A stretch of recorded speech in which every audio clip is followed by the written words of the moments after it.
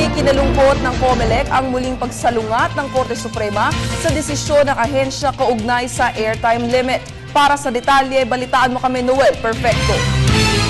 Personal nakakausapin ni COMELEC Chair Sixto Brillantes ang Pangulong Benigno Aquino III kaugnay ng umano'y muling panghihimasok ng kataas-taasang hukuman sa mga desisyon ng Commission on Elections. Ang may kinalaman sa ilang pagbabago sa operasyon ng ahensya na naglaylayong sanang gawing independyente, maayos, malinis, matipid at walang anumang bahid ng anomalya ang parating ng midterm elections sa Mayo ng taong kasalukuyan. Itong inihayag ni Chairman Brillantes sa mga media men matapos na muling ilagay sa temporary restraining order ng Korte Suprema ang isa pang panukala ng ahensya hinggil naman sa usaping paglilimita ng airtime ng mga kandidato sa kanilang pangangampanya.